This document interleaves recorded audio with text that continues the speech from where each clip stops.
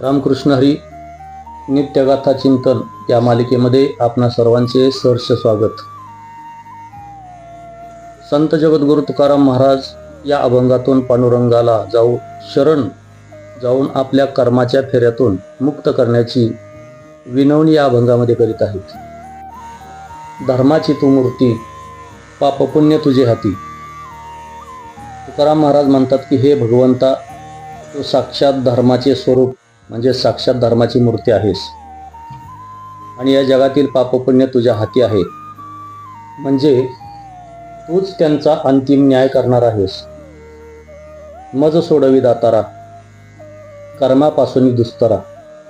हे दातारा, दातारा म्हणजे शरण आलेल्याला देणाऱ्याला दातार असे म्हणतात। मला या दुस्तर म्हणजे पार करणाऱ्या अत्यंत कठीण अशा कर्मबंधनातून सोडव।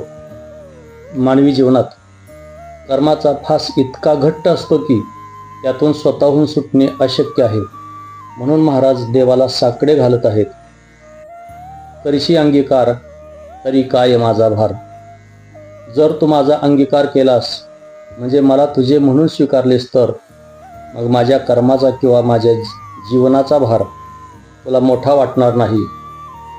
ज्याचा स्वीकार देव करतो त्याचे सर्व योगक्षेम आणि संकट देव स्वतः वाहतो। जीवीच्या जीवना तुका म्हणे नारायणा। शेवटी तुकोबाराय म्हणतात की हे नारायणा, तू तर माझ्या प्राणाचा प्राण आहेस। तुझ्याशिवाय माझे अस्तित्वच नाही, त्यामुळे तूच मला या भवसागरातून पार करावे। हा झाला अभंगाचा सरळ अर्थ। चैतन्य तुकाराम।